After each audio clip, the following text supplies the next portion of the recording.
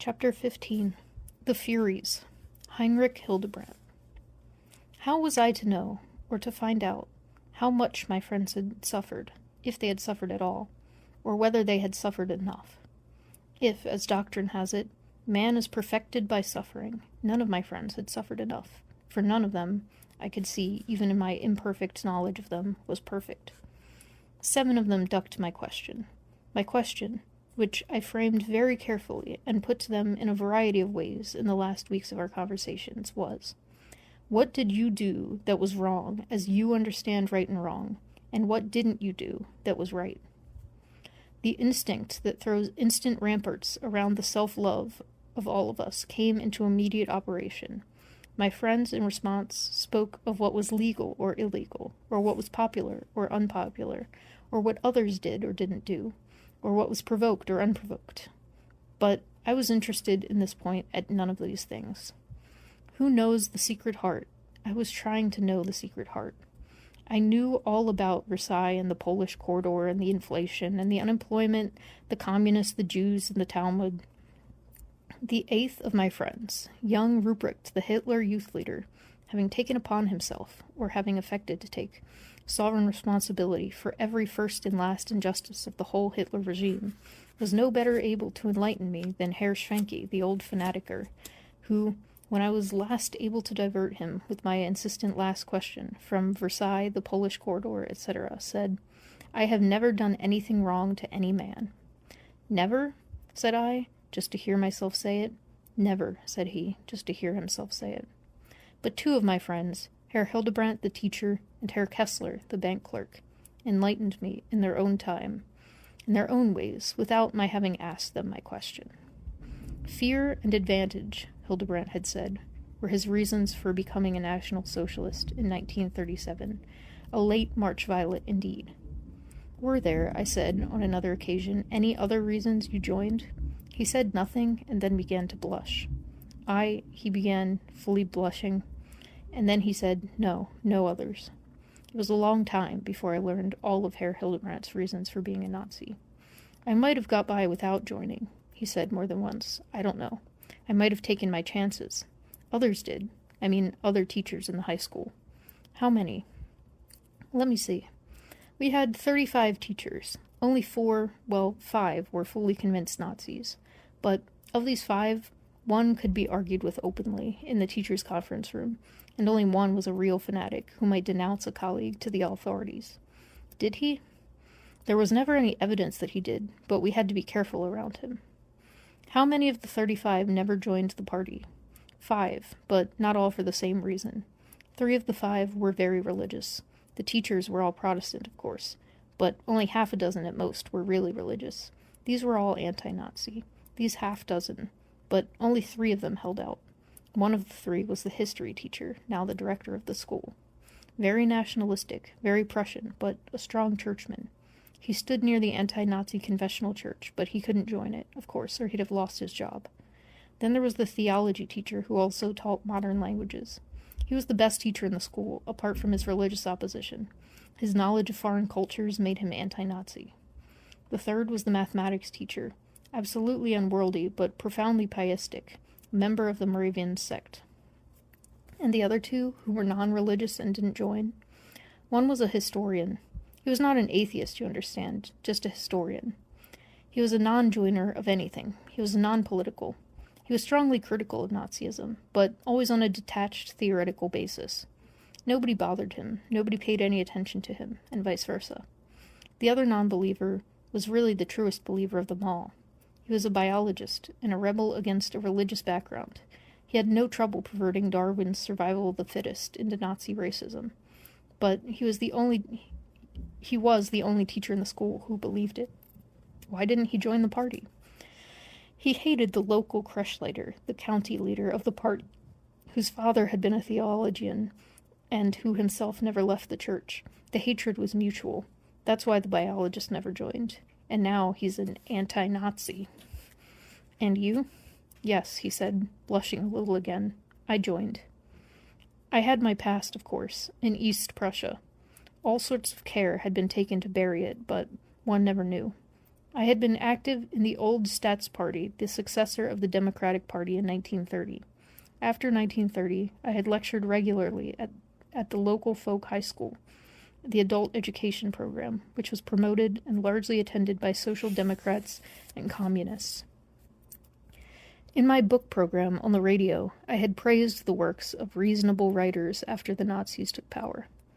For 8 years, I held the rank of Studienassessor. It carries no tenure with it. After 1933, my name was not even included in the list of candidates for Studienrat, the rank which is usually given after 5 years of high school teaching. The spring the Nazis took power, I was dismissed from my radio program and from my adult school lectureship. Then I was transferred from the city to one small school after another. So I resigned very quietly and came here to Hesche. My father, through an old army friend of his here, got me the appointment in Kronenberg. But still I was not promoted, and I was afraid that something was suspected. I waited 2 years, and then I joined the party. I was promoted to Studienrat and got married. And Frau Hildebrandt, I said. I watched for the blush, but there was none. It, whatever it was, wasn't Frau Hildebrandt. Eva was just the other way from me. In 1933, she was for Hitler. Of course, she was much younger than I, and her family was petty nobility, who were all in the old Nationalist Party, which threw its weight at the end to the Nazis. But she adored the Jewish professor Newman at Kiel, who didn't. And the day of the book burning, there he instructed the secretary of his philosophy seminar to give his books to the students. Eva got 3 of Newman's own books, her proudest possession, and she still believed in Nazism. She was what we call bewitched. We met in 1938 at the casino in Kassel for officers and their families. The young men, we weren't so young anymore, all went there with their parents. I was with my parents, and she with hers. Our fathers, both retired officers and old acquaintances. It happened to be on January 30th, the anniversary of Hitler's coming to power, but that was only an accident. The casino society was by no means Nazi. We danced, which I was not very good at. He blushed just a little. But a month later, I gave a talk there, and she came and fell for me. I was already a party member. She was really non-political at heart. It's funny, with my knowledge of politics, I became more and more Nazi, and she became less and less. After the synagogue burning at the end of 38, she was strongly anti-Nazi. She got out Newman's books and cried. I told her she didn't understand these things. She didn't either, but she knew them, sensed them, better than I did, or that I was willing to. From then on, until I went into the army in 39, we quarreled all the time. But now it's all right. It was, too. I had met the Hildebrandt family frequently. She never quit the party, of course. She had joined in 37, too, not until then. She was a teacher, and she did it to hold her job. But women are braver than men, don't you think? Yes, I said, still wondering what it was, besides fear and advantage, that had made a Nazi of Herr Hildebrandt. It's because, well, they don't face things the same way men do. They assume that the man will find a way to support the family. They could be stronger Nazis or stronger anti-Nazis than men without thinking too much about it, most of them. I thought I saw a faint blush at this last, but it was late afternoon in the winter. I turned the lights on. Hildebrandt had no guilt about his Nazi teaching of literature. One could talk about other things, outside the textbooks, and there was un-German literature that had been overlooked, such as Lessing's Nathan the Wise, which we read openly in class. The Buddenbrooks, too. It was not specifically forbidden, but everybody knew that the Nazis hated Thomas Mann. Privately, certain students read Jewish authors. It went without saying that they were not to be read. Like Wassermann, Werfel, Zweig, and wrote papers on them, brought them to me, and I accepted them for credit, although they were not discussed in class. And I gave them French and English literature, more so than before, although to do so was one of those vague betrayals of the new spirit. Still, it had not been specifically forbidden. Of course, I always said to protect myself, but I said it in such a way that I hoped the students would see through it, that the foreign works we read were only a reflection of German literature. So you see, Herr Professor, a man could show some independence, even, so to say, secretly. I understand, I said. Many of the students, the best of them, understood what was going on in all of this. It was a sort of dumb show game that we were all playing, I with them.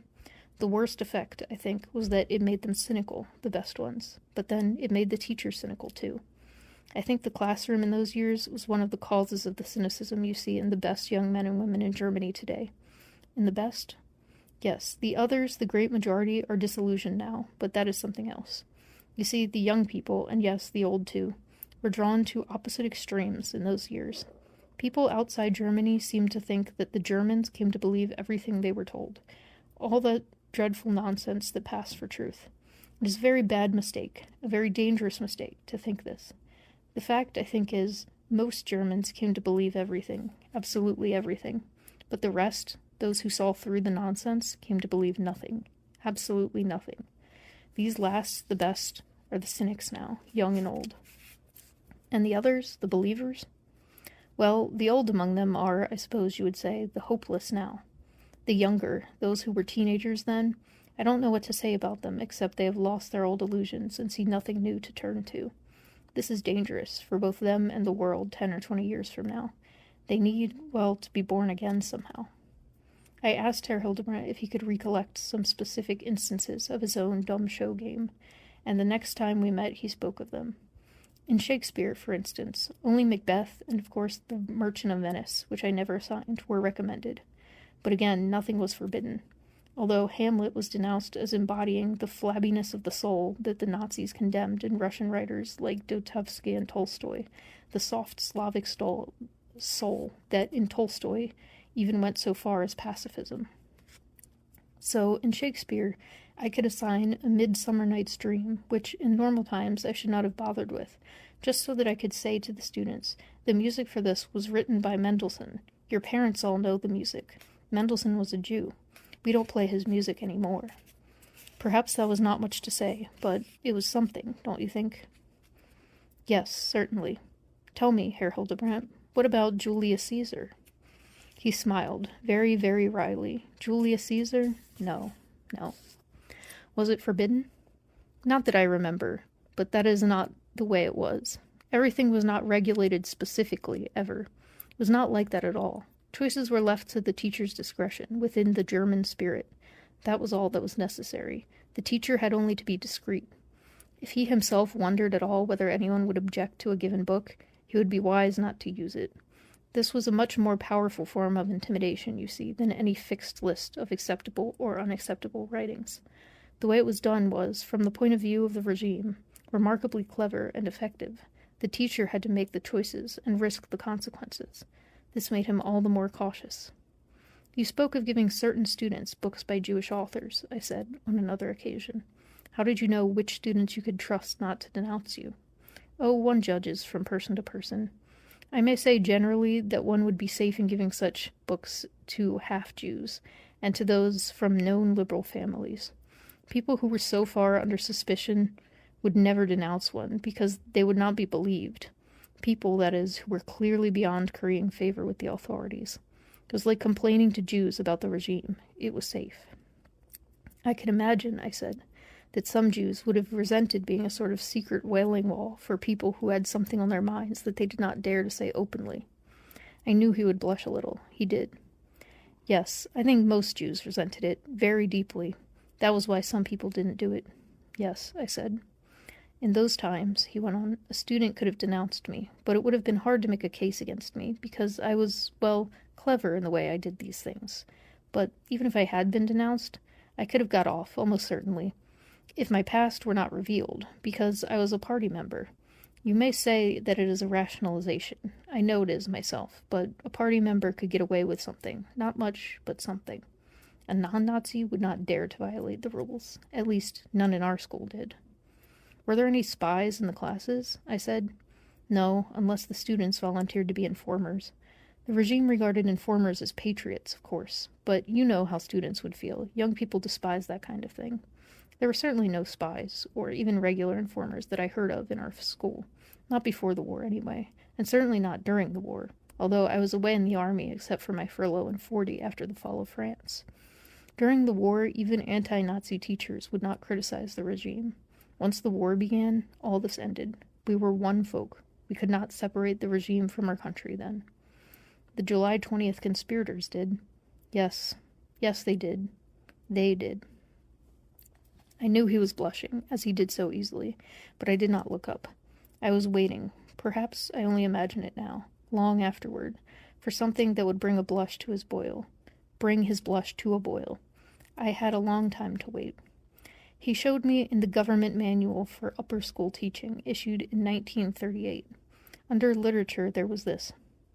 Of course, only such selections should be chosen as point in the direction of the new Germany, help prepare the new world outlook, or give instances of its innermost will. As we recognize only the vigorous as educationally valuable, everything must be avoided that weakens or discourages manliness. The thought of race will stand out strongest with a vivid knowledge of Teutonism, and then, apparently, as subjects for study. The nation as a community of fate and struggle, the struggle for living space. Soldiery, Army, Navy, Air Corps. Heroism, war poetry. The soldier of the World War as a legendary figure and a moral force. Women in the World War. The community of National Socialist struggle. Leadership, comradeship. The fight of the German nation on our frontiers and abroad. Colonies. That was all, said Herr Hildebrandt, though of course all these things would be explicated, but not in detail, in the publications or meetings of the Lehrerbund, the Nazi teacher organization. But it was all very sloppy and vague. Under those headings, one could teach almost anything, except maybe all quiet on the Western Front. Why was it so sloppy? I said. Partly because the Nazification of the secondary schools was known to be difficult. They were stronger and better organized professionally than the primary schools. There, the teachers were much more insecure and also more susceptible, because, having to teach everything, they had been trained thoroughly in nothing. This half-educated condition made them excellent Nazi material. They could be taught anything fast. We had a joke in those days. What is speed? Speed is an instant so short that a grade school teacher hasn't had time to change his politics. Then, too, the primary schools were more important to the regime. There they could reach all the children of the country, while we in the high schools only had 1/4 of them. So the primary schools had to be brought into line first, the secondary schools later. They never finished the job, but in another 10 years, maybe even 5, they would have. So soon? So soon, one may say overnight. Resistance is low in a dictatorship, and this was, or would have become, an efficient dictatorship, even in cultural matters. There it was weakest, at the beginning, because the oldest and most trusted Nazis were uncultivated men, except for a few freaks like Rosenberg, and wherever there was a deserving party member and no other place could be found for him, he would be dumped into education. The Nazi educators were illiterate, from Rust, the Minister of Education, on down. They did not know what they wanted or where to find it. Putting ignorant reliables from politics or business over the educators was also part of the Nazi way of humiliating education and bringing it into popular contempt. Then, too, the party education bosses did not know themselves when the party line would change, and they were afraid of being caught on the wrong side when it did. Any author might suddenly prove to be decadent, although, incidentally, when one hears so much of Goethe, now an anti-Nazi symbol, one recalls that almost all certainly, of Goethe was recommended. His universalism was not so powerful or direct as to embarrass National Socialism. I do not mean to make light of the greatest genius of all, but if he had lived a century longer, he might have wished to rewrite every word so that he could not be used by the Nazis. It might have ruined his poetry, Herr Studienrat. He smiled at my form of address and emphasized his, "Yes, Herr Professor, but now we sound like the classroom." I was speaking, oh yes, of the sudden changes in the party line. There were not so many, except the great ones, which, like the Russian Pact of 1939, and these did not immediately affect us. The difficulty was that the changes could not be predicted. Living writers, unless they were party hacks, could not be recommended at all, because they might turn anti-Nazi, or be found to have been anti-Nazi or communistic. It was not what a man wrote, but what his politics were, or were accused of being, that counted with the Nazis. Hans Grimm, for instance, was a great party favorite because of his story A People Without Living Space. Then he became critical of the Nazis and had to be anathematized and his books forbidden, no matter what they contained. By the way, even Wilhelm Tell was suddenly forbidden during the war, at the time when it was thought that Switzerland might be attacked. In history, in biology, and in economics, The teaching program was much more elaborate than it was in literature, and much stricter. The subjects were really rewritten. They had to be, but literature could not be so easily rewritten to order. The rewritten subjects were the worst nonsense, and of course, the cynicism of the teachers and the better students was worse there. Every student had to take a biology examination to be graduated, and the biology course was a complete distortion of Mendelianism to prove that heredity was everything. Such technical materials were most effective, of course, because the student had never met them before, but mathematics was the most interesting case. You would think that nothing could be done with such a pure subject, but just as this subject was handled very cleverly, and I often wondered who in the party was so clever. I remember well, because Ava, my wife, taught mathematics. The problems to be assigned were all given, but they had to almost all be taken from such subjects as ballistics or military deployment, or from architecture, with Nazi memorials or monuments as examples, or from interest rates. A Jew lent 500 Reichsmarks at 12% interest, or from population ratios. The students would be given the problem of projecting population curves of the Teutonic, Roman, and Slavic peoples of Europe, with the question, what would be their relative sizes in 1960? What danger do you recognize for the Teutonic people in this? Everything depended, actually, on the director of the school. Everything, that is, outside the textbooks. The director of ours was a Nazi, of course, but not a real one, not a fanatiker. He would tell the district superintendent when he came for inspection that everything was all right, and the superintendent was too busy and too unsure of himself academically to look closer. And everything was all right, if what is meant is the absence of talk or teaching against the government. That's the same in America, I think, everywhere. Herr Hildebrandt's hardest experience was, I felt, somewhere outside his schoolwork. He told me, fairly freely, how hard it was to sit with fellow members of the party in a cafe and hear them vituperate Jews in ignorant passion. I would sit there, he said, and say nothing. This was not heroic, and yet it was something, a little something. A wild fanatiker, like your friend Schwenke, seeing that I never said anything in agreement, might have taken it into his head to denounce me, and my past, which might have been fatal, might have come out. Once, in 1938, in a cafe in Baden-Baden, he saw a family of Jews from Kronenberg. I was wearing my party insignia and sitting with some party men. Understand, I was proud to be wearing the insignia. It showed I belonged, and the pleasure of belonging so soon after feeling excluded, isolated, is very great. Maybe in America you don't have these feelings. In that case, you are very lucky. But also, in that case, you may have difficulty in understanding what it was like for men like me here. Still, I didn't want the Jews from our town to see me wearing my insignia. I never wore it at home, except for special events where there were no Jews. The uniform and insignia were a sort of anti-Semitism in themselves, and I was not an anti-Semite.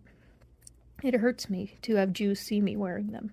So, when I saw these Jews in the cafe, I tried to sit so that they wouldn't see me. When I think of that now, I still blush. Did they see you?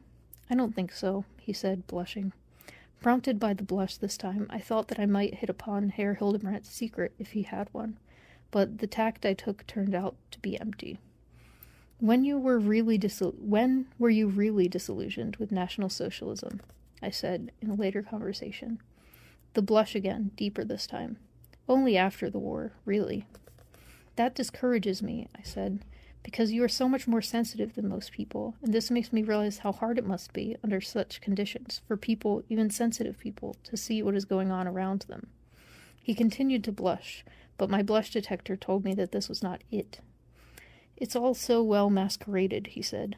The bad always mixed up with the good and the harmless, and you tell yourself that you're making up for a bad day by doing a few little things, like speaking of Mendelssohn in class. And so you were, I said. No, he said, shaking his head, but that is very kind of you to say.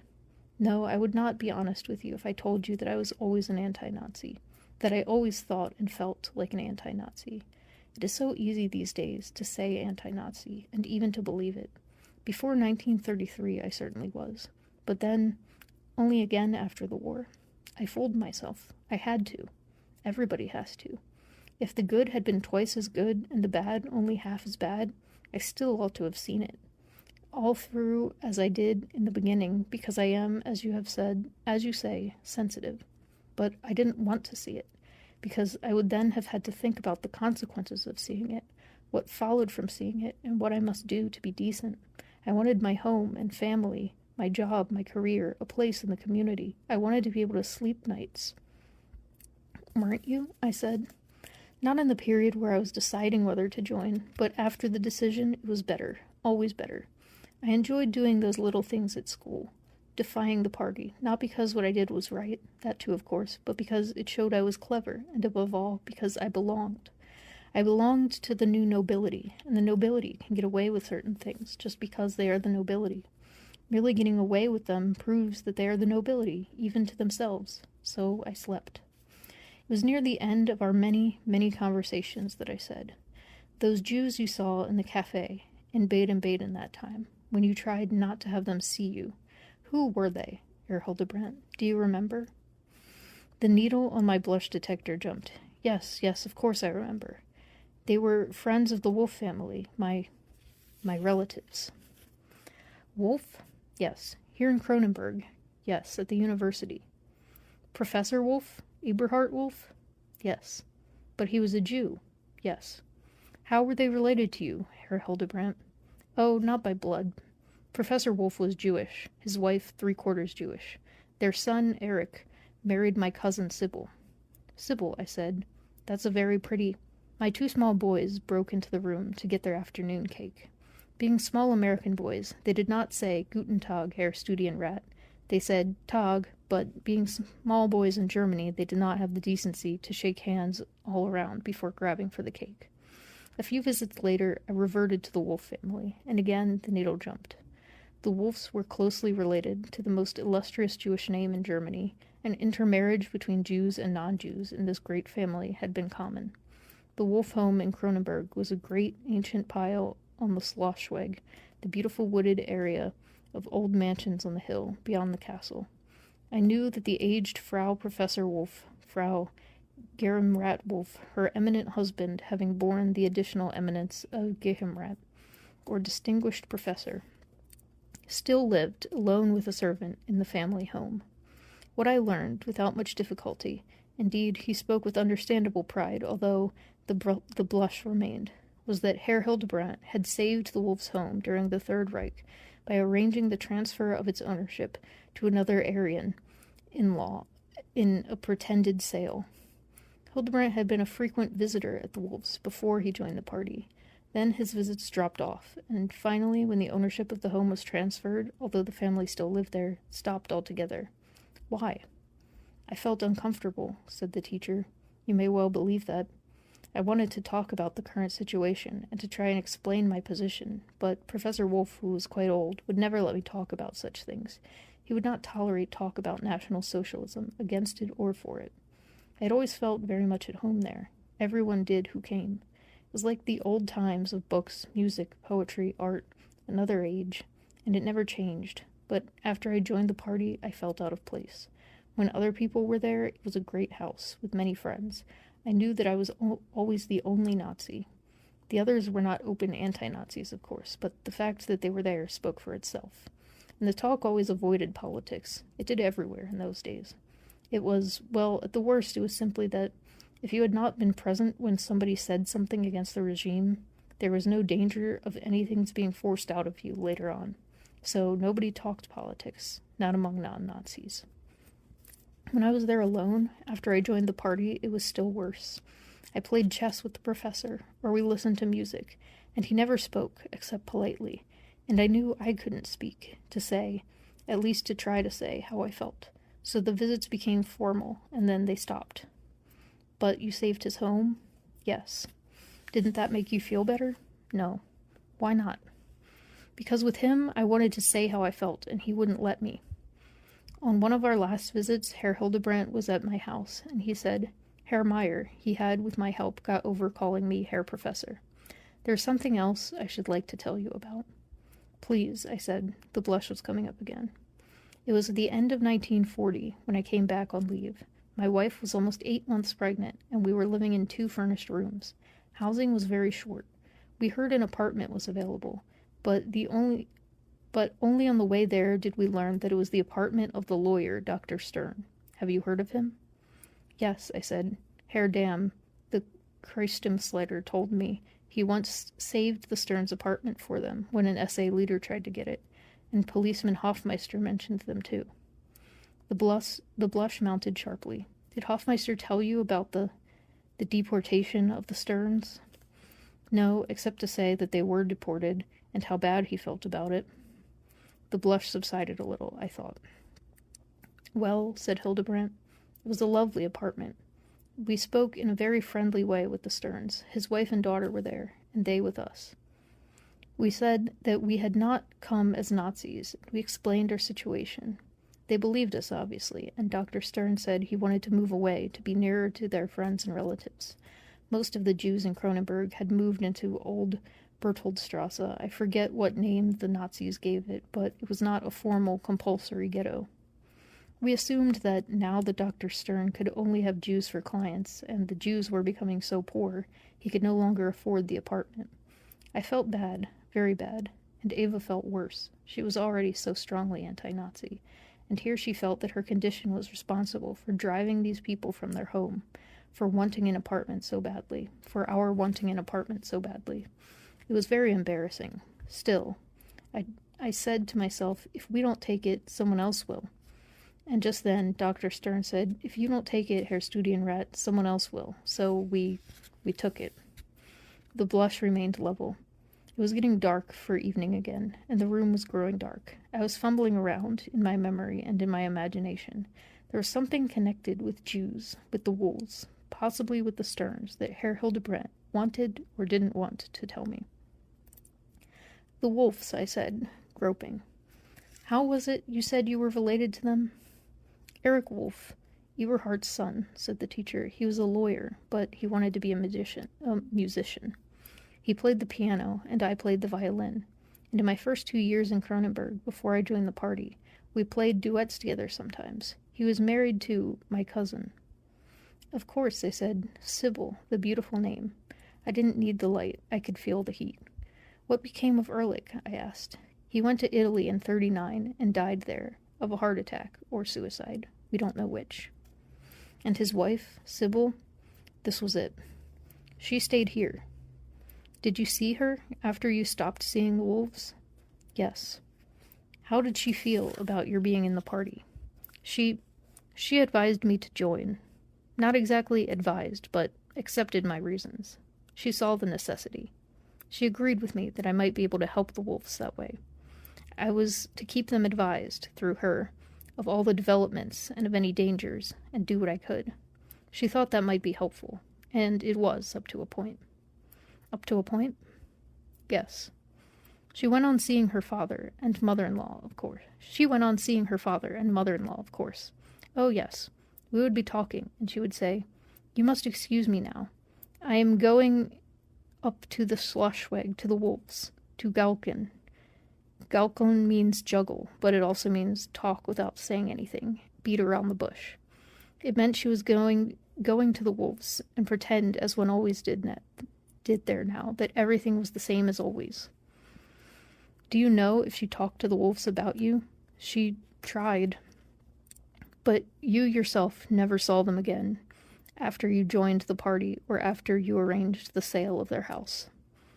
No, well, once. It was they that I saw in the cafe in Baden-Baden that time when I told you that it was friends of theirs that I saw.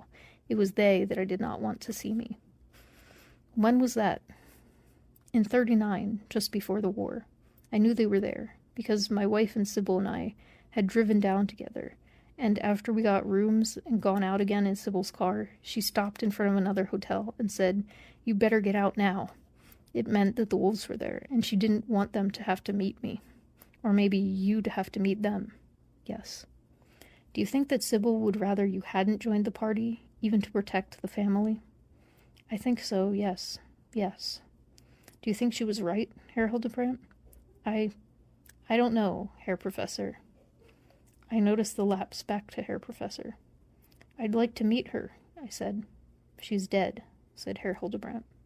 It was dark in the room now, but I still tried to take notes, just a few words, the way a reporter does, to remind me, so that I could fill them out afterwards. In the dark, my writing ran all over the paper. Dead? Yes, she worked in the underground, Herr Mayer, to help people escape from Germany. That's why she stayed. Her husband was more than half Jewish, so he couldn't help her. In 42, before the Stearns were deported, sent to the concentration camp at Therienstadt, and then to the east, she was trying to arrange their escape into Italy. She must have been somewhere on the Swiss-Italian border. The Gestapo got her. And her family was told that she had been arrested and hanged herself at the jail in Constance. Had she? No. This came like a shot. No, she would not have hanged herself. Unless things had reached the point where she knew she might talk without knowing it and endanger others. I could not see Herr Hildebrand now. Did they, have any children? A son. What happened to him? He stopped and then resumed. I arranged it so that I was appointed his guardian. He's in the university now. My wife rapped at the door to say it was time for dinner and to ask Herr Hildebrand if he'd stay. He said no, and I went to the front door with him without turning on the lights.